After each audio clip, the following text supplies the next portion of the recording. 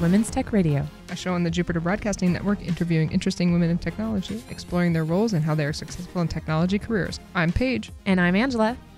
And Paige, let's talk about our first jobs today. I'm just wondering, is yours technology related at all? No, not at all. Okay. But it is definitely kind of an interesting story. I turned 15, I guess, which is about the legal age for working in my home state of Massachusetts. And I walked myself after school down to the pizza joint and I got a job, flipping pizzas and, of course, helping with the computers there because even at that age, I was always the computer person in the room. Mm-hmm. But the fun part is that my mom picked me up after school that day because I was like, I'm staying late at school. And I was like, so Mom, I got a job. And she was like, what 15-year-old are you that you just decided that now it was time for you to have a job and you don't even have any expenses? And it's which has always been that I need something to do and I'm a super responsible person.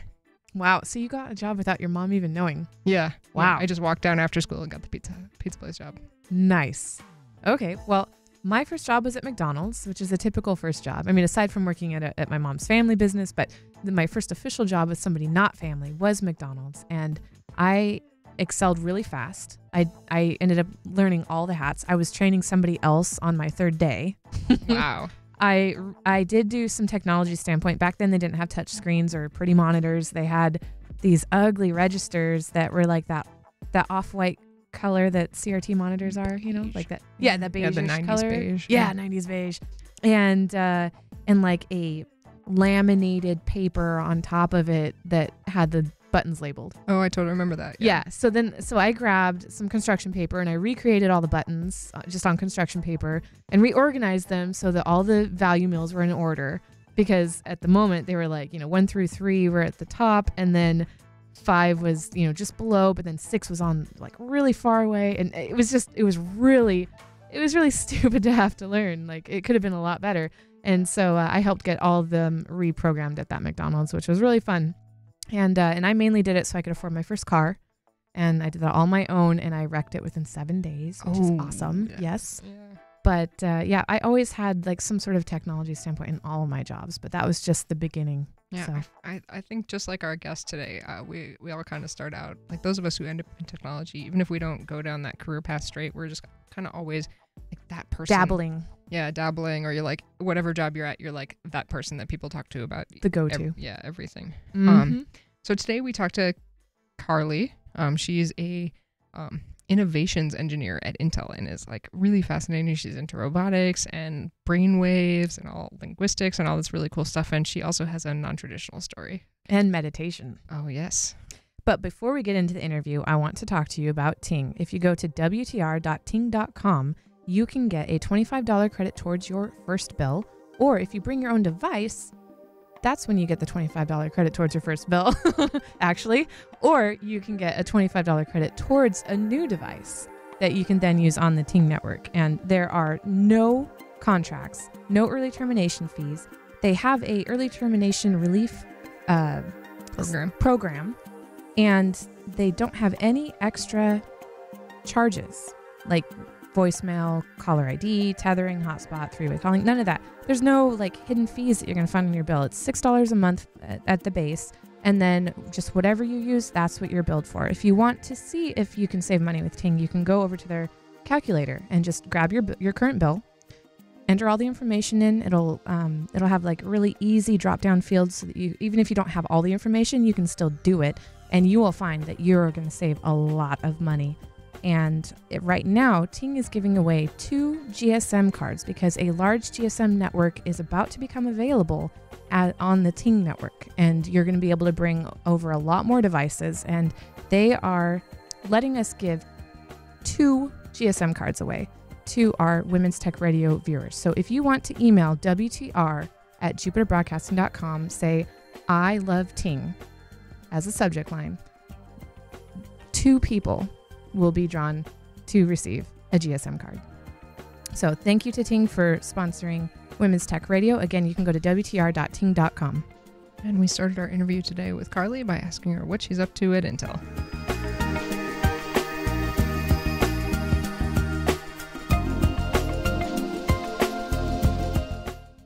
I'm an innovation engineer in the new devices group at Intel. And what we do is we prototype and create new devices.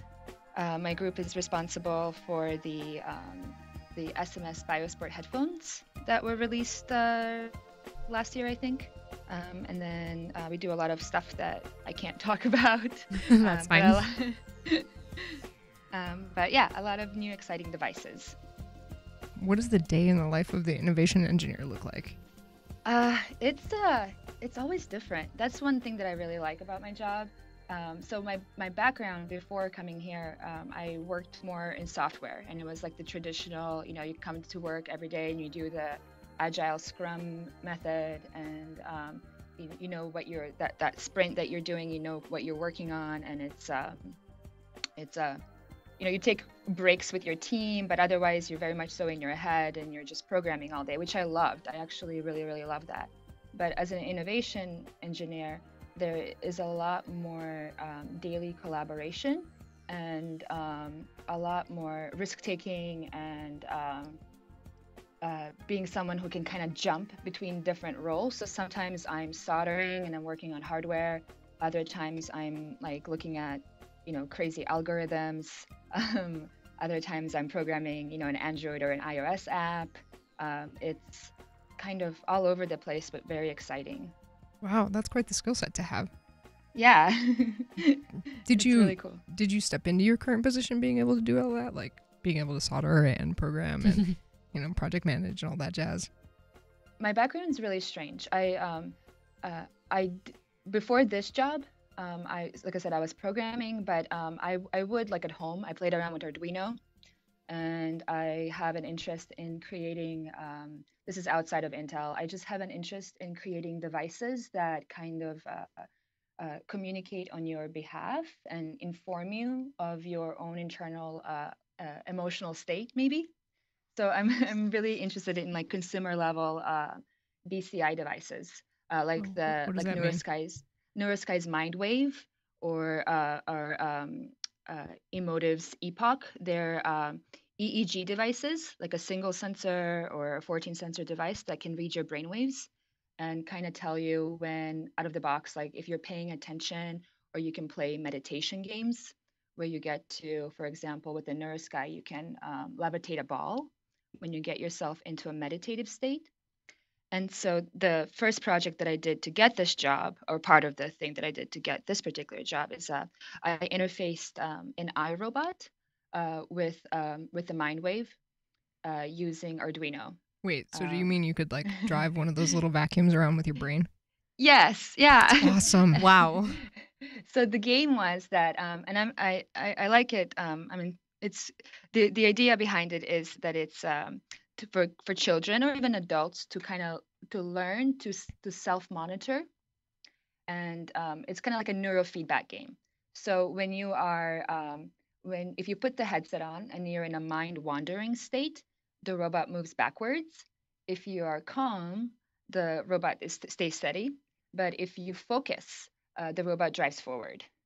Interesting. So you get immediate feedback. Oh, that's really cool. How do you turn? Yeah, you can't turn. Oh, that's really cool. You though. look left and right. And you did that mostly with the Arduino toolkit? Yes, yeah. And that was my earliest exposure to Arduino. Please tell me there's a video somewhere where we can witness this. Yeah, there is one on YouTube. If you just look up if you look up iRobot MindWave, I think it's one of the first ones that comes back, and it's just my two coworkers and me in a parking lot playing around with it. That's very cool. And you said a BCI device. I'm not sure what that is. BCI stands for Brain Computer Interface, and it really encapsulates anything that that has to do with the brain. And so it doesn't have to be just commands like push, pull, left, right, up, down. It's even things like self-monitoring, like meditation or attention type of monitoring. Are you someone who meditates regularly, like outside of trying to make your robot go forward? I do, yeah. I got into meditating about a year and a half ago. And actually, I got into it because of the Neurosky. I found it really interesting as an engineer, I guess, to be able to like I like the quantified self movement. So being able to monitor yourself and just kind of improve. And I really like that the Mindwave, the NeuroSkies product. There's a lot of the reason why I'm pausing a little bit is because there's a lot of contention behind like what does it really measure, like from a scientific standpoint. Hmm. But I like the device because it's not. I like these consumer level devices in general. There's a bunch of them out there, not just the NeuroSkies, but in general because they inspire people. And that's kind of what I want to do in my career is I want to empower and inspire all people to go out there and learn about themselves and work on technology. Yeah, I think it's a tool. It's not Yeah, necessarily I was just going to say it sounds like a tool like almost in mindfulness and just learning to, well, we all live hectic lives and sort of by choice, but we do need downtime. And Right. not that it would be downtime necessarily, but it's learning just to take a break from everything and focus. That's really Right, cool. exactly. Yeah. And it's really fun. And it's really fun. I like that whole process, just, yeah, learning about yourself through it too. I've been trying to add meditation to my life. It's a struggle because I'm super busy all the time and, forget to take time to do it. But like, how did you make the transition from like playing with the NeuroSky to actually meditating? That's a really good question.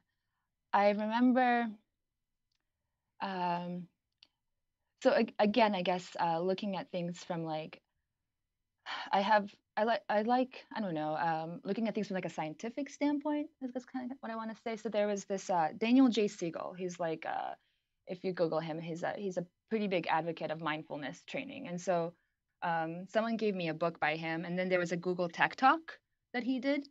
And there's been just so much there right now. There's a lot of research going into like Buddhist monks, and they're scanning their brains, and I just found that fascinating. Oh, that And is then fascinating. the right. So yeah, the bridge. I guess that was the bridge, like my fascination. And I've always been fascinated with brains in general. Like even when I was 12, I would like read Marvin Minsky, and I was interested in artificial intelligence. Education-wise, though, my background is I have a degree in philosophy and a degree in applied linguistics. Oh, Um, all right, now you have to explain how you got from applied linguistics. Although I know that linguistics is a lot about logic. Like, how did you get from there to being a software developer? so that's also an interesting story, but that was the plan. So I got into computers when I was, I think, 12, around 12 or so, 12, 13. And I remember I got into Linux right away. And it was just this really strange path. My mom, I was out shopping with my mom, and I didn't really know anything about computers. And my mom went to another store, like a department store, to go buy something, and she left me at Tower Books. And I found this purple book, this big purple book called the Linux Bible, and in the back of it was the Slackware CD. And this was like 94 or 95, like very early on when before Linux was really popular. So I took it home, and I decided to like pop it in and see what this Linux thing was all about. And that's how I got hooked. I really liked following the how-tos. I'm not a really good learner when it comes to like in an educational setting. I don't do really well in that setting, but I'm a really good solo Self-taught. learner. Yeah, Hmm. self-taught. Yeah, Autodidactic. right. And so yeah, I got into Linux, and from there I just kind of started exploring, and I was really interested in artificial intelligence, but never in that, like it always felt really far away. But one of the reasons why I studied linguistics was for that reason, because I was planning on maybe going further on in school, and following that path and doing something with robotics or artificial intelligence. And the reason why I didn't study computer science was because since I got into Linux so young, um, at that time it was Windows, right? It was well, mainly I Microsoft. no, I got into Linux, so I was using Linux more than I was using Windows, No, and I no, the just wasn't. courses. Like, Oh, right. yeah. I don't think there Yeah, were a lot of courses in Linux until more recently, it seems. Hmm. no, but we would I mean, I did take like one or two intro computer science courses before I decided that just wasn't something that I wanted to study in school. Mm. And we would program. I forget what the system was, but I mean, we would SSH into. I think it was probably a Linux box. I don't remember. It was so long ago. Mm-hmm. Uh, If you were using but SSH, most likely. right.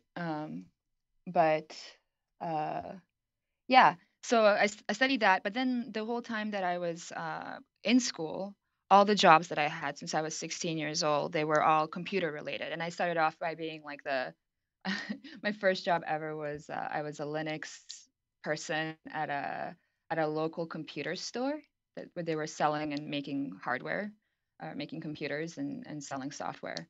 And yeah, I was like the local like Linux person. And then from there on, I've been in a number of different industries. But even my job, I worked at OHSU uh, as a student like research assistant when I was in school in the behavioral neurosciences lab. But even there, I was like the computer person. So and that's how I ended up. So I ended up at Intel actually. The connection between me and Intel is I had just so I'm 33 years old now. I don't know if it matters, but I had just finished school, and then I had gotten a job as a systems analyst at a financial institution, and it was more of like a sysadmin type job. But I was doing a bit of programming too, just here and there, but mostly like systems administration type stuff, like uh, remote desktop and like Citrix configuration and things like that. Um, and then I had a friend from college who had moved away to get her master's in computer science, actually on the East Coast. And then her and her husband moved back, and they were looking to become members of the Linux community here in Portland. And I was part of the Oregon Linux users group, and they saw my picture and they were like, "Oh, that's Carly. We remember Carly." So they got in touch with me and they were looking to hire someone. She was looking to hire someone at Intel as a programmer, and that was like 6 years ago. And yeah, that's how I ended up at Intel, is through my friend, and then I just stayed because it's great working here. I love it. Yeah. Yeah, being involved in community and making those connections, it's how a lot of this happens. Right. I think that's really important. Being even if you're like a self-taught person, you still need it's good to be part of the community and just um, it's great to make friends that way, because then you meet people also who are interested in the same things that you're interested in, but you also because I like being productive, you're also productive through the community, and Mm-hmm. that's really fun. So just before we started recording, we were talking about if you had any questions for us that you wanted to mention in the show, and you had a great one for us. Yes, I wanted to know how you guys got started doing this, because I think it's really cool.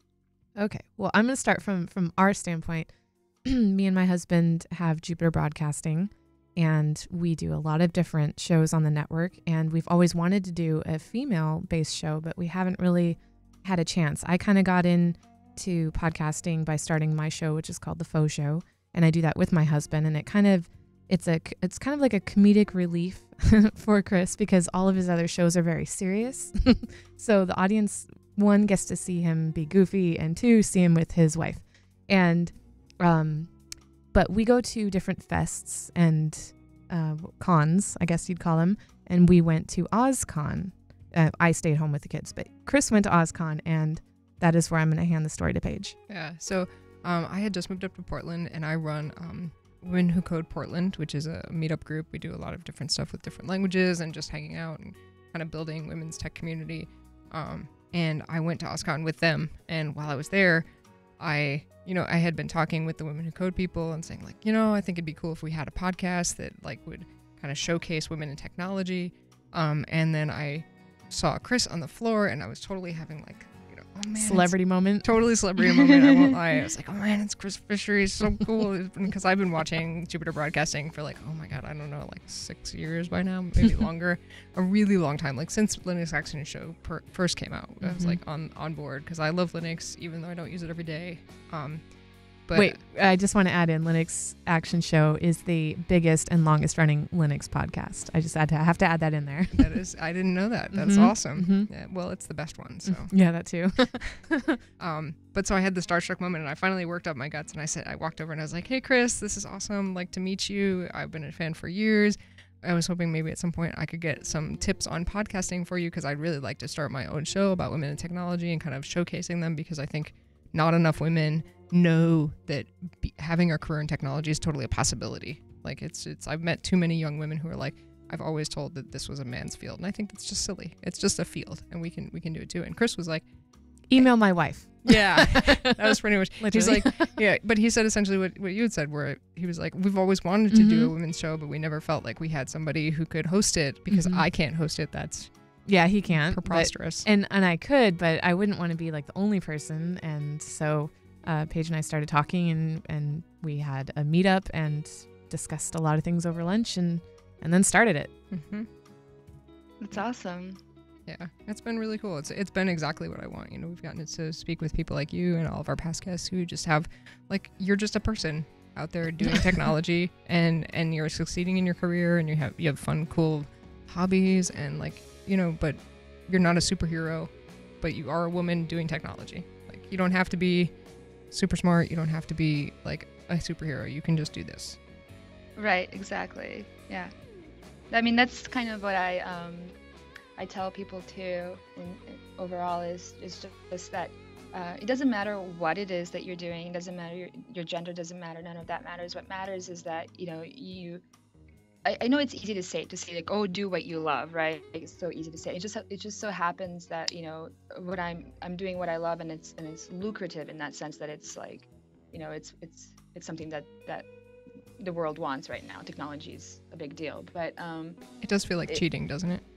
Right, it does, yeah. I get to do what everybody wants. Right, yeah, like it just got lucky.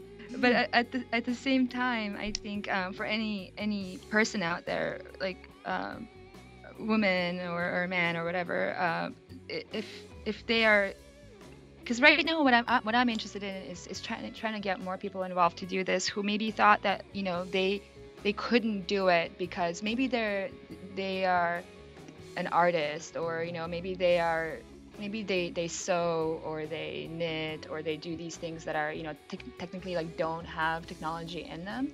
We're in a really great space with how cheap hardware is and how accessible, and all the tutorials and the community that's out there, that if anyone out there is, you know, thinking, oh, I can't do it, but they really want to do it, to just follow their passion and to not put up obstacles for themselves, but just put the time in, just give it a shot, you know, reach out to other people, get some books, go online, look at tutorials, and yeah, don't think that you have to be some super being to be able to solder or And even more, like, if you sew, you can do circuits now. Like, if you check out the Adafruit line, they've got all these wearables where you literally stitch the circuits together. You don't even have to solder them. Exactly. Yes. Yeah, with the conductive thread, that's what I'm really excited about, is the strides that we've made lately in making those kinds of things accessible. I think that's really exciting because for me too, I think one of the reasons I really didn't like the computer science courses, and there's nothing wrong with them if you are that type of a learner, but I am not a bottom up learner. I'm a top down learner. So I don't like learning just the tools first, and I don't get obsessed over the tools. I care about what I can do with it. So someone approached me recently because they had an idea that was actually an amazing idea. They wanted to make an app for their grandma, for elderly people, but they had no programming experience. And she came to me and she was telling me like all these obstacles, you know, and how she goes online and she looks at these tutorials because she was like, okay, I want to learn Objective-C, but she doesn't really want to learn Objective-C. She wants to make this app, and she told me all the features that she wants to have in the app. And so one advice that I gave her, and this is the approach that I would take, is only look up the parts that you want to do, and the rest will come together. So, you know, if you need to be able to add, you're making an app and you need to have contacts in that app, look up how to, you know, do a table and add some contacts into them. and then just do that. Don't get swept up into, learning the language itself. And I know some people will frown upon this, but I think if you, it just really depends on what kind of a learner you are. And I think some people need to hear that in order just to get started. Yeah, that's excellent advice. I always say, if you have an itch, try to scratch it. And yeah, you don't need to know about garbage collection and Objective-C to be able to make an app that has contacts in it. Like there's the breadth of programming is so wide that even experts don't know every single piece of it. Exactly. They know how to do what they need to do. Exactly. Like I remember being in an intro computer science course, and when we were first learning object-oriented programming, and they would talk about cars and like different car models, and it was just so foreign, and for me, the type of learner that I am, I mean, it was just like, it was boring. And if I had quit right there, I never would have actually discovered that, if I had just stuck with that, and then I thought that was my only option, was taking those courses, I would have been a really bad programmer, to be honest. And I mean, if I had even lasted, but I probably, I wouldn't have even, I wouldn't be doing what I'm doing now. And I love what I'm doing now. And I think that, I love software. I love writing software. I love learning to excel at writing software. But my path was very different. And maybe it's not that different, actually. Maybe there's a lot of people out there that are just like me. I think the vast majority of women that we've interviewed don't have traditional paths. I think we've only had one or two who have like comp sci degrees. And quite a few are also self-taught. So, if you're getting started, so we've talked a little bit about it, and I'm kind of interested because I'm on the cusp of having some projects that would be really fun to do. How do you get started with something like Arduino? Or could you take a second and explain what Arduino is for people in the audience who might not know? Sure. So, I don't know, you wouldn't call Arduino, so Arduino has there's a number of products out there. There's a number of different microcontrollers, different boards. That are very easy to program to get them to do different things. Like, for example, if you want to be able to, dim your lights in your house, there are kits that you can buy to do that. Or if you want to be able to be alerted every time your dog barks, or when you need to water your plants.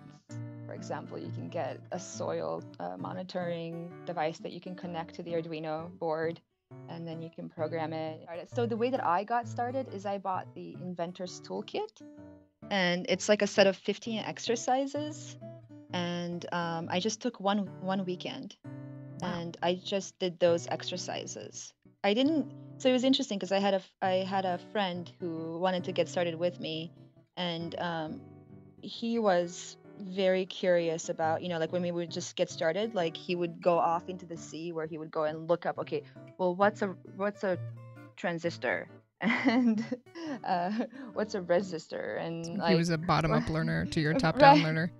right. And I was just like, oh man, I'm gonna, so we ended up not doing it together. So I just took a weekend and did those exercises, and it was really fun. I learned about you learn how to control an LED, just a simple light, and then you learn how to dim the light, and then you learn about, there's different ports on the board. There's the digital ports, and you learn about analog ports, and you learn about what a PWM is, and then you learn about a servo and how to connect that, and batteries, and yeah, the Inventor's Kit was a great way for me to get started. And then from that is when I then did it taught me enough to be able to interface for that robot, to just interface the Mindwave with the iRobot. I will have to look into that Inventor's Kit. Well, thank you so much for joining us, and we look forward to following all of your crazy brainwave inventions.